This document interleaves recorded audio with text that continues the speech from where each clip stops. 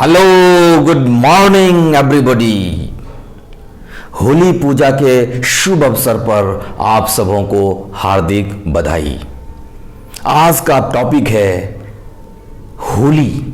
होली का एसेंस क्या है, होली हम क्यों मनाते हैं, उसके पीछे पौराणिक क्या कथा है, आज हम इसको बताने वाले हैं। कृपया आप इसे ध्यान से सुने, एक नया गिफ्ट आपको मिलने वाला है। होली मतलब क्या होता है इसका? हो लेना। होली मतलब हो लेना। क्या हो लेना? किसका हो लेना? प्रेम की होली, करुणा की होली, दया की होली। यही है असल में होली। जब प्रेम का हम हो जाते हैं, दया का हो जाते हैं, करुणा का हो जाते हैं, तो इसका नाम होली है। ये होली जो हम होली का दहन करते हैं, बहुत लोगों का कहना है कि आप स्त्री को जला रहे हैं, उसको आप प्रमोट कर रहे हैं। नहीं, महिलाओं की बलि नहीं है होली। महिलाओं की बलि नहीं है होली। शराबियों की टोली नहीं है होली। अश्लील शब्दों की बोली नहीं है होली। विकारों की झोली नहीं है होली। तो होली है क्या?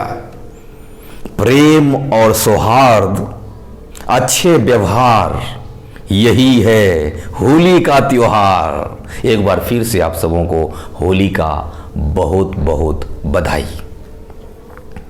होली एक ऐसा त्योहार है जो शरीर को रोमांचित कर देता है। इसमें वो पावर है, वो जुनून है, क्योंकि इसमें प्रेम की होने की बात होती है। ये व्यवहार सिखाता है, ये मुझे पावर, ये मुझे ऊर्जा देता है। ये होली भक्ति का माया पे जीत का प्रतीक है। इसको चलिए हम किसी एग्जाम्पल से प्रूफ करते हैं कि भक्ति का माया पर जीत का प्रतीक होली ये कैसे है। एक पौराणिक कथा है जिसमें ये आता है कि हिरण्यकशिपु नाम का एक राक्षस था। हिरण्यकशिपु नाम का राक्षस, नहीं दैत्य कहिए उसको, उससे भी विनाशकारी। उनकी पत्नी का नाम कयाधु थी और उनके एक पुत्र था भक्त प्रहलाद। अब भक्त प्रहलाद क्यों? प्रहलाद क्यों नहीं, भक्त प्रहलाद इसलिए कहते हैं क्योंकि भक्त प्रहलाद का जो परवरिश होता है वो नारद भगवान के संसर्ग में होता है, इसीलिए उसके अंदर भक्ति आ जाती है। यद्यपि वो दैत्य का पुत्र है, लेकिन चूंकि उसका परवरिश नारद भगवान के पास होता है, इसीलिए उसके अंदर भक्ति भावना आ जाता है। कहते हैं कि जैसा संगति होता है वैसे ही हमारी गति होती है। अगर बुरा संगति होगा तो दुर्गति होगी, अच्छा संगति होगा तो सदगति होगी, उन्नति होगी। तो चूंकि प्रहलाद अधिक समय भगवान नारद के यहां बिताया, इसलिए उसके अंदर में भक्ति आ गई, उसके अंदर भक्ति का जागरण हो गया। लेकिन चूंकि भक्ति का जागरण हो गया, हिरण्यकशिपु को अच्छा नहीं लगा। वो चाहा कि इस भक्ति को मार दिया जाए, उस भक्ति को निकाल दिया जाए। कोई भी पिता अपने पुत्र का वध करना नहीं चाहेगा, वो भक्ति का वध करना चाह रहे थे। चूंकि भक्त प्रहलाद के अंदर भक्ति आई हुई थी, तो विभिन्न प्रकार के यातनाएं दी गई, पहाड़ पर से गिरा दिया गया, हाथी से कुचलवा दिया गया, लेकिन फिर भी भक्त प्रहलाद को कुछ नहीं हुआ। फिर उन्होंने सोचा कि क्यों ना एक और षड्यंत्र किया जाए। उसने अपनी बहन होलिका का सहारा लिया और होलिका को एक वरदान था कि वो अग्नि पे बैठ भी जाए तो अग्नि उसे जला नहीं सकती। भगवान भोलेनाथ का दिया हुआ ये वरदान था। तो ऐसा ही किया गया। यहां पे होलिका माया का प्रतीक है। माया हमेशा भक्ति को जला देना चाहती है। तो हिरण्यकशिपु ने क्या किया कि भक्त प्रहलाद को उनके गोद में बैठा दिया और वो होलिका खुद अग्नि पे बैठ गई। लेकिन कहते हैं कि जाके राखो साइयां मार सके ना कोई।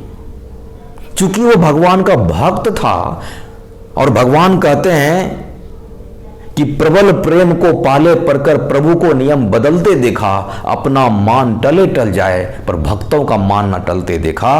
अपना मान को वो टाल देंगे लेकिन भक्तों का मान नहीं टलेगा। इसलिए चूंकि वरदान था कि अग्नि उसे छू तक नहीं सकती, जला तक नहीं सकती, लेकिन अग्नि उसे जला दिया। किसको? माया को, होलिका को। लेकिन भक्तों की रक्षा हो गई, भक्तों की रक्षा हो गई और किसी ना किसी तरह से भक्तों की रक्षा वहां पे कर ली गई। भक्तों की विजय हुई, भक्ति की विजय हुई। और इस तरह से हम देखते हैं कि भक्ति का माया पर विजय हुआ।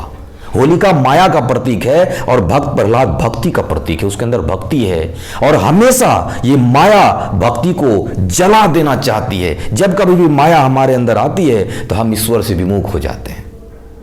ये हमेशा माया चाहती है कि भक्ति जलकर नष्ट हो जाए, लेकिन जिसके अंदर दृढ़ विश्वास है ईश्वर के प्रति, दृढ़ भक्ति है, उसे माया कुछ नहीं बिगाड़ सकती। माया को ही जलना पड़ता है और एक न एक दिन माया को जलना ही पड़ेगा। ये शरीर भी एक माया है, ये शरीर भी माया है, इस शरीर को भी एक दिन जलना पड़ेगा। भक्ति हमेशा, भक्ति सदैव जिंदा रहती है। भक्तों का कभी विनाश नहीं होता। कौन्तेय प्रतिजानहि नामे भक्त प्रणश्यति। हे अर्जुन, भक्ति का कभी विनाश नहीं होता, उसको कोई नहीं जला सकता, वो आत्मा की तरह अमर है। तो इस तरह से भक्ति का माया पर जीत का प्रतीक है ये होली। इसमें यह ना समझें कि महिलाओं को आप बैठा दिए, उसको जलाने की प्रथा बना रहे, नहीं। वहां पे माया को जलाया गया, माया को जलना ही पड़ेगा, इस शरीर को भी एक दिन जलना पड़ेगा। और वो एक इंसिडेंस था। होली हमेशा 2 दिन मनाया जाता है।